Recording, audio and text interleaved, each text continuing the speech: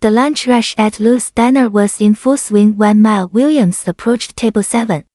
Her dark skin glistened with sweat from the busy shift, but it was the jagged scar running from her left temple down to her jawline that caught immediate attention.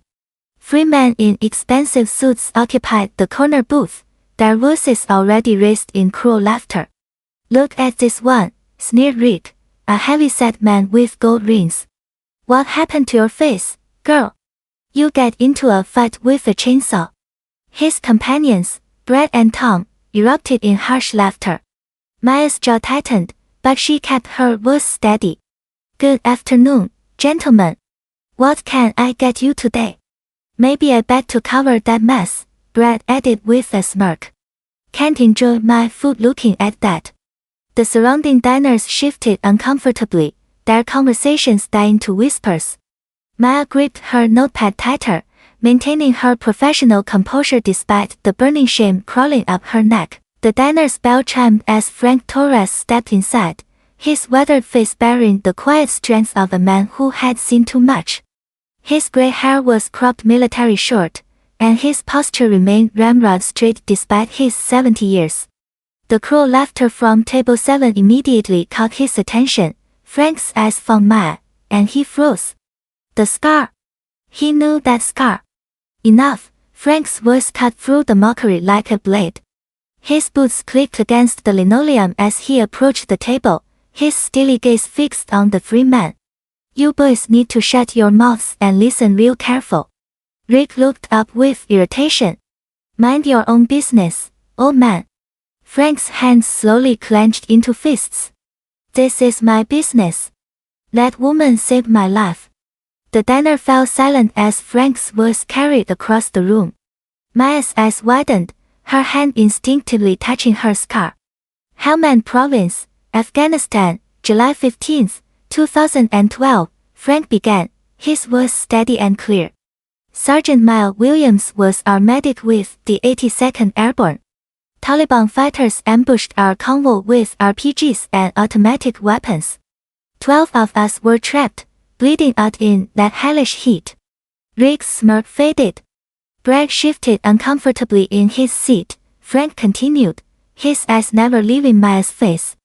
Shrapnel from an IED explosion tore across her face, but she kept moving. Kept saving lives. She dragged each one of us to safety, one by one, with bullets flying overhead. Blood streaming down her face, nearly blind from her own wounds. Maya's voice was barely a whisper. "Frank. Frank Torres from 2nd Squad. That's right, Sergeant. You carried me 300 yards with a dislocated shoulder and that gash across your face." Frank's voice cracked slightly.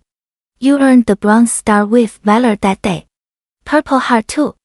This woman is a decorated war hero who saved 12 American soldiers."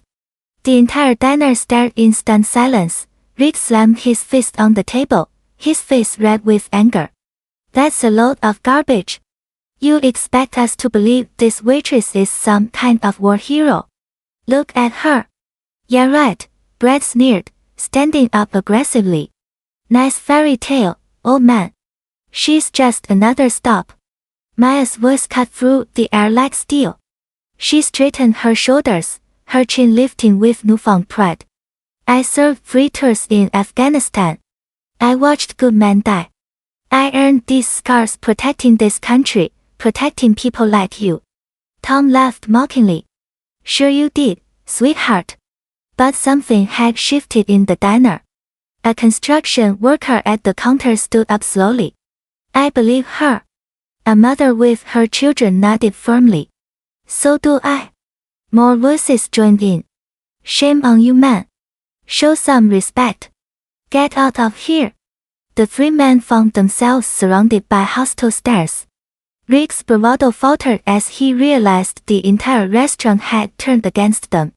The atmosphere crackled with protective anger. The diner door burst open as 2 police officers entered, responding to a call about a disturbance. Officer Johnson surveyed the tense scene, his hand resting on his radio. "What's the problem here?" he asked firmly. Frank stepped forward, pulling out his wallet. These men were harassing this decorated veteran. He handed over a worn photograph showing Maya in military uniform receiving her Bronze Star. Sergeant Maya Williams, Bronze Star recipient, Purple Heart.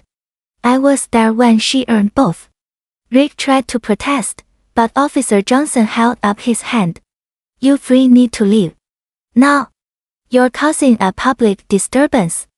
As the three men were escorted out, shamefaced and silent, the entire diner erupted in thunderous applause. Maya wiped away tears as people stood and cheered. Frank approached her quietly. Maya, I run a private security company now. We need someone with your skills and integrity. Interested?